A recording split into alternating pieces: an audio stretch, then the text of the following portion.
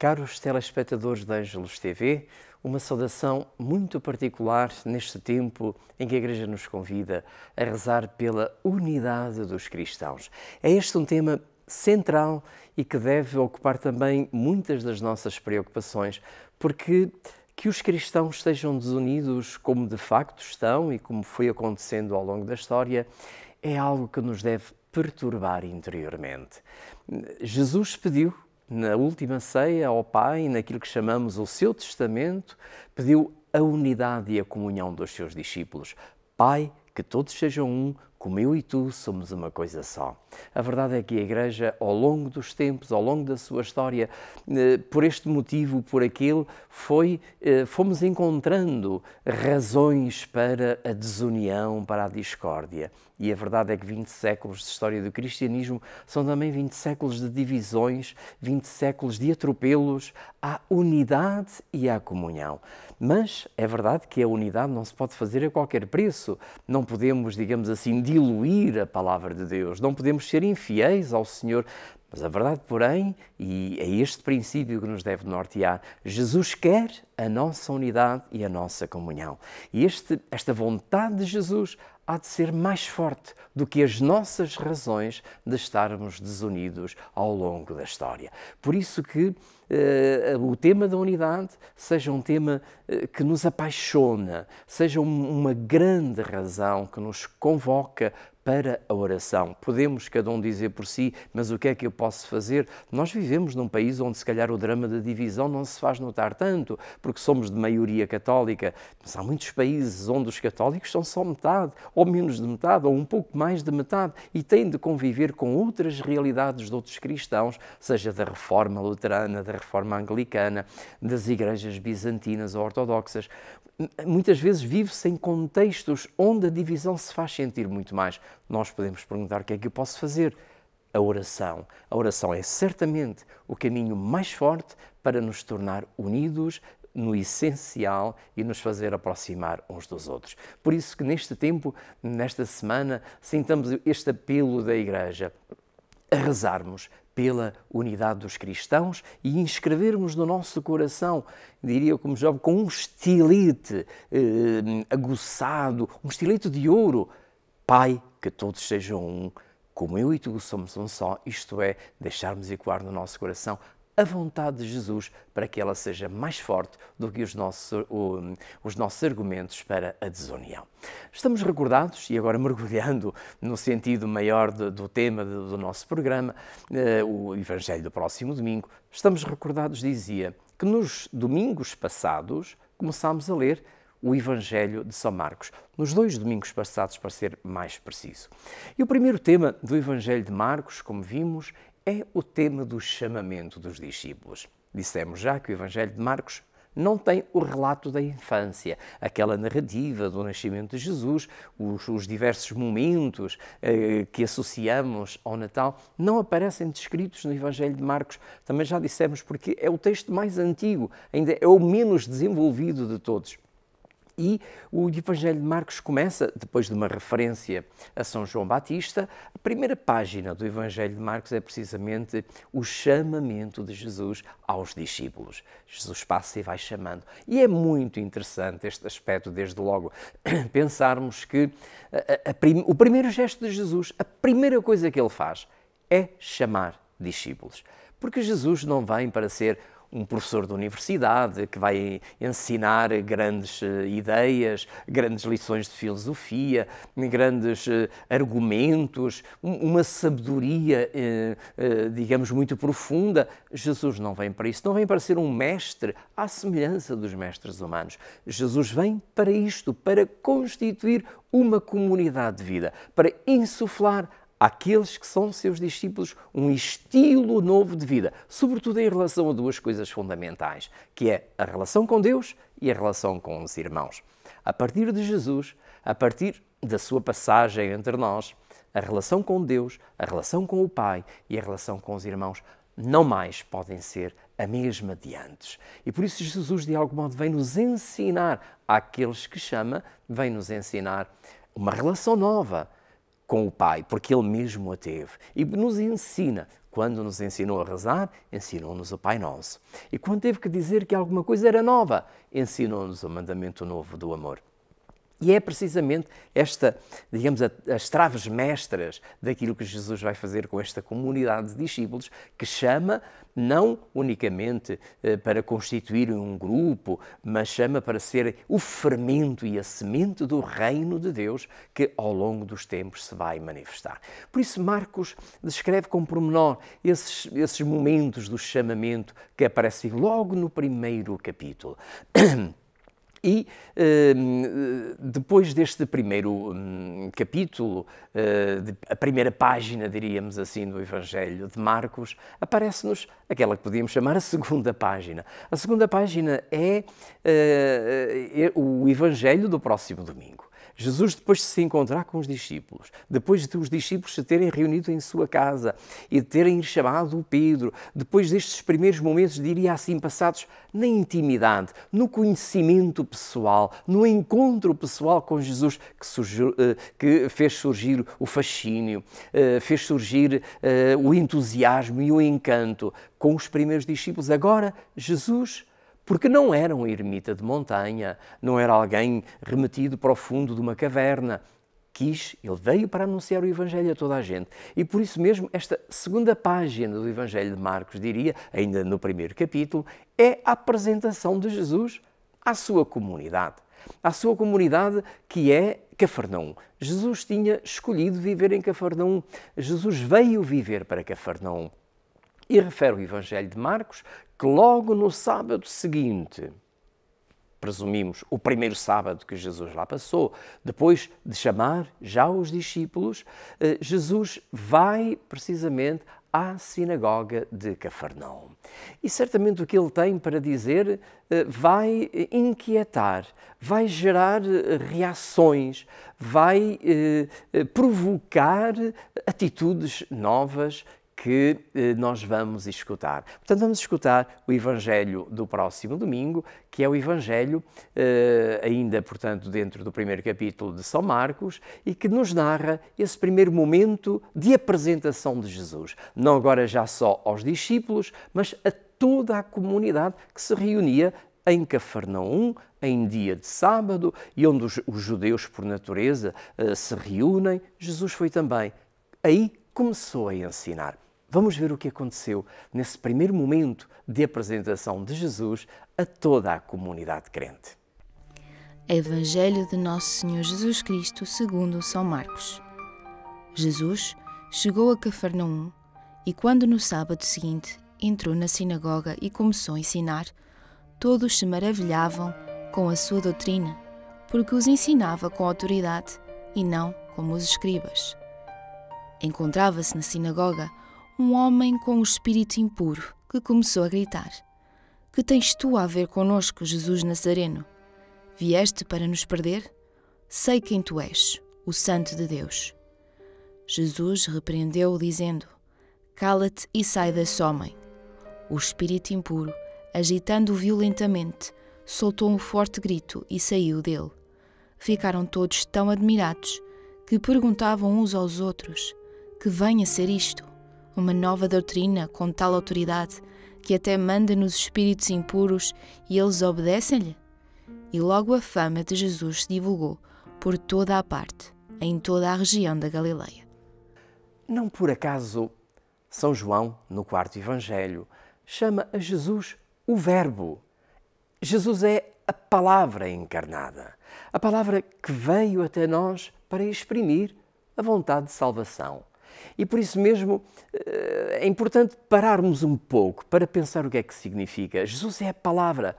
Se pensarmos na importância das nossas palavras, as nossas palavras o que fazem é fazer acontecer as coisas. Se duas pessoas estão uma em frente à outra sem dizer uma palavra sequer, não vai acontecer nada. Se uma delas diz olá, tudo mudou, porque uma simples palavra fez aproximar, fez criar relação. A palavra faz germinar. A palavra é como que a forma da verdade. A verdade íntima, aquela verdade que é o princípio de todas as coisas. pelas palavras, pela palavra, portanto, a palavra vai ganhando forma, vai fazendo acontecer as coisas. Ora, Jesus é a palavra do Pai, isto é, Ele vem fazer germinar, vem fazer acontecer a novidade do reino de Deus e a vontade de salvação do Pai. O Pai quer nos salvar e é a palavra de Jesus, a palavra, ou Jesus, palavra, que vem até nós para nos fazer direcionar no desejo e na vontade de salvação do Pai. Por isso, em Jesus, as palavras são realizadoras. Os seus ensinamentos são uma proposta que fará nascer uma experiência nova na relação entre os irmãos e descobrir o rosto novo e misericordioso de Deus. É isto que Jesus começa logo a ensinar na sinagoga, certamente. Quando vai à sinagoga, não perde a oportunidade e, por isso, começa a ensinar àqueles que lá estavam. Refere Marcos que as palavras de Jesus estavam revestidas e eram comentadas por aqueles que lá estavam com uma autoridade nova. Uma autoridade que gerava fascínio naqueles que ouviam Jesus falar daquela maneira. Que ensinamentos são estes? Que palavras são estas? E com que autoridade? Não é como os escribas e fariseus. De onde vem esta autoridade de Jesus? De onde vem esta persuasão que ele cria em relação àqueles que o escutam? Vem precisamente da coerência entre as palavras de Jesus e o testemunho da sua vida. Entre Jesus, que é a palavra, e as palavras que pronuncia, não havia, digamos assim, uma assimetria, não havia descontinuidade entre as palavras de Jesus e a sua própria pessoa, havia a comunhão e o testemunho da coerência. Então é esta coerência entre as palavras e o seu testemunho de vida que causa um fascínio, que reconhecem naqueles que o ouvem, reconhecem-lhe autoridade. Então, este princípio é muito importante também para nós. Nós continuamos a anunciar Jesus Cristo. Nós que hoje, no tempo, somos aqueles que anunciam o reino de Deus, que anunciam a salvação que Jesus veio trazer. Como é importante que entre as nossas palavras, entre as palavras da Igreja e aquilo que ela anuncia, que nós anunciamos, e o nosso testemunho, haja coerência. Não pode haver incoerência entre aquilo que nós anunciamos e depois a vida que levamos. Senão, o mundo não acredita e não nos reconhece, sobretudo, a autoridade para falar de salvação. Para anunciarmos a salvação que Jesus veio trazer à Terra, no anúncio da Igreja, no anúncio de cada um de nós, tem que haver esta coerência, senão não nos apresentamos diante dos homens com a autoridade que Jesus quer ver nos discípulos que o seguem. Ele encarnava verdadeiramente as palavras que pronunciava, seduzia os que o escutavam e por isso o poder de Jesus revela-se precisamente na coerência da sua pessoa. Este reino agora a acontecer tem que significar vitória sobre o mal. E esse é o segundo aspecto daquilo que acontece em Cafarnaum. É que entre aqueles que estavam lá havia alguém que tinha um espírito impuro, estava dominado pelo espírito do mal. O mal, digamos assim, como que acorrentava aquele irmão que lá estava. E diante da presença de Jesus, esse espírito do mal reagiu, tornou-se ativo. E por isso mesmo, este que lá estava, possuído do espírito do mal, pronunciou-se, manifestou-se. Ele sabia bem quem era Jesus, porque o espírito do mal, Satanás, conhece muito bem quem é Jesus. E por isso se manifestou. Que tens que tu a ver connosco, Jesus? Que queres de nós? Vieste para nos perder? Tu és o Filho de Deus, deixa-nos em paz. Diante daquela manifestação do mal, Jesus tinha que reagir. E era importante reagir por esta razão, sobretudo. É que o Messias tinha que ser, sobretudo, alguém que vinha vencer o mal, vencer o fruto do pecado, porque a história da nossa salvação viu-se de algum modo perturbada com o pecado que veio ao mundo, que é descrito no relato de Adão e Eva, como um pecado de desobediência a Deus, como desrespeito à vontade de Deus. O nosso pecado faz isso, afasta-nos de Deus, corta-nos na nossa relação com Deus, a nossa comunhão com o bem, com o amor, com a verdade. E por isso, nessa ruptura, ficamos como que afastados da salvação. Ora, o Messias, se vinha salvar a humanidade, tinha que tocar de maneira particular este aspecto, esta questão. Se o nosso pecado tinha feito, digamos, a ruptura de comunhão com Deus, era preciso que alguém reparasse essa comunhão com Deus, que viesse vencer o mal, para que o mal não continue a provocar, digamos assim, a impossibilidade de irmos até Deus. Por isso, quando este homem se manifesta, quando este espírito impuro se manifesta em Jesus, eis que chegou o momento justo para Jesus poder manifestar o seu poder. E o seu poder tinha que significar vencer o espírito impuro, vencer o poder de Satanás, vencer aquilo que gera ruptura entre os homens e Deus. Jesus aproxima-se diante daquele homem e simplesmente, com a autoridade de Filho de Deus, lhe diz: afasta-te deste homem, sai deste homem. E diante destas palavras, aquele homem, o espírito saiu daquele homem e aquele homem sentiu-se sacudido violentamente. Esta dimensão física também é muito importante fixarmos nela, porque este espírito impuro sacode violentamente este homem, acorrentado ao espírito do mal. E à voz de Jesus, à voz da autoridade de Jesus, o espírito impuro deixa este homem, deixando-o em paz. Todos ficaram espantados com aquilo que viram. Quem é? Quem é este homem? Quem é, afinal, este que vem até nós falar-nos e agir desta maneira? É importante fixarmos aqui também um pouco. É que o espírito do mundo também, nas suas diversas expressões, também entra em cada um de nós. Também nós somos muitas vezes dominados pelo espírito do mundo, por este espírito impuro que nos afasta da comunhão com Deus, por um certo espírito do mundo mal direcionado que nos faz viver as coisas deste tempo, mas com um espírito de tal maneira, só olhando para as coisas deste mundo, que quase nos faz perder o gosto pelas coisas de Deus. Então é muito importante sentirmos que este espírito nos perturba. É muito importante sentir a inquietação dentro de nós de que só seguindo os caminhos do mundo não encontramos a via da salvação. Seguindo os caminhos do mundo, sentimos-nos cada vez mais vazios, mais angustiados, mais atormentados e sentimos-nos mais afastados de Deus e mais afastados dos irmãos. Porque a verdade é que quando nos afastamos de Deus, quando o espírito do mundo, o que é que faz? O espírito do mundo faz-nos envolver unicamente no nosso egoísmo, torna-nos sós, mais do que sós, solitários. Com o espírito do mundo, tornamos-nos cada vez mais introvertidos, voltados para nós mesmos. É preciso romper este espírito impuro, porque este espírito impuro não nos deixa ser felizes. Cada vez que nós nos voltamos só para nós próprios, para o nosso egoísmo, para o nosso individualismo, não seremos felizes. A via da salvação é a via da comunhão, é a via do amor, não é a via do individualismo, deste voltarmos-nos para nós próprios. E Jesus, naquele homem, o que purificou foi isso.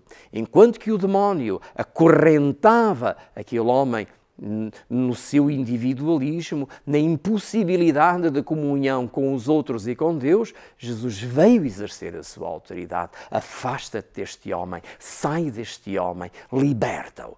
E por isso mesmo, Jesus, em certa medida, quer fazer o mesmo connosco. Nós que também estamos acorrentados, eu diria. Estamos muitas vezes aprisionados ao espírito do mundo, aos espíritos impuros que nos habitam e que não nos deixam ser felizes. São as memórias do passado, são as inseguranças do presente, são as incertezas do futuro que nos acorrentam e que não nos deixam olhar a vida pelo olhar do amor, da comunhão e do reino de Deus. Então, o que impede que o reino de Deus aconteça é este mal que nos aprisiona. E é precisamente aqui que Jesus vem exercer a sua missão. É precisamente aqui que Jesus vem mostrar o seu rosto. E logo no primeiro momento, logo no primeiro dia, em Cafarnaum, quando vai à sinagoga, tem a possibilidade de revelar a sua personalidade, de dizer quem é. Quem é Jesus? Aquele que vai no primeiro sábado à sinagoga. Jesus é aquele que veio, que escolhe uma comunidade de discípulos, que cria intimidade com eles, que se dá a conhecer aos discípulos, mas se mostra misericordioso à comunidade toda, que vai à sinagoga, que se coloca a ensinar, porque tem uma mensagem de salvação a dizer a todos. É precisamente esta a experiência que o relato do Evangelho do próximo domingo nos narra. Mas é precisamente também essa experiência que havemos de olhar não unicamente como um episódio que aconteceu lá há 2000 anos atrás, em Cafarnaum, quando Jesus começou a sua vida pública.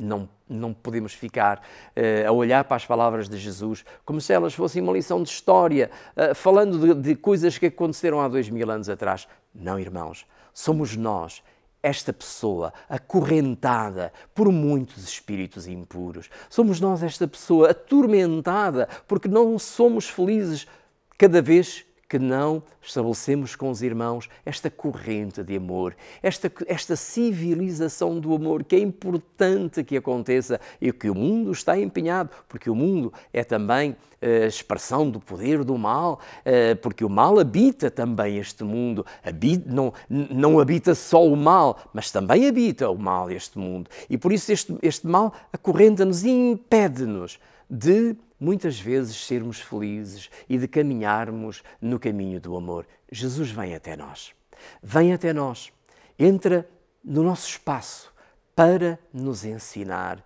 que a via é o perdão, que a via é a misericórdia, que a via é o amor que Ele vem testemunhar com a sua própria vida. Quando deixamos que Jesus nos liberte das nossas cadeias e nos recupere para Ele, tudo ganha um novo vigor. Quantas vezes aquilo que nos faz falta unicamente é voltarmos o nosso olhar para Deus e é começarmos a ver os outros com um olhar novo. Convertermos-nos a Deus é um ato violento. Por isso aquele homem, digamos assim, agitou-se violentamente. Convertermos-nos. A conversão muitas vezes é algo de violento, porque exige de nós mudanças de comportamento. Exige ontem. Era de uma maneira, hoje passei a ser de outra. Eu ontem insultei o meu irmão, eu hoje vou-lhe pedir perdão. Eu ontem estava voltado para mim mesmo e hoje estou disponível para acolher o outro. E isto, irmãos, convenhamos, é violento. Isto sacode-nos tremendamente, porque implica a coragem de cortar com o que não está correto, com aquilo que não é justo, com aquilo que nos afasta dos outros, porque só assim compreenderemos ou redescobriremos a alegria que deve circular entre nós, porque nos aproximamos dos irmãos com os sentimentos do perdão, da misericórdia e do amor. As palavras de Jesus têm então esta força de nos abanar, de nos sacudir e provocar uma violência interior que é geradora de paz e de harmonia. Não tenhamos medo, não tenhamos receio que Jesus entre na nossa vida. É certo que há muita coisa que deve atormentar-se, que deve provocar esta violência, sacudir-nos. Não tenhamos medo desta violência, porque ela gera a paz e a harmonia que, porventura, andamos a aproximar.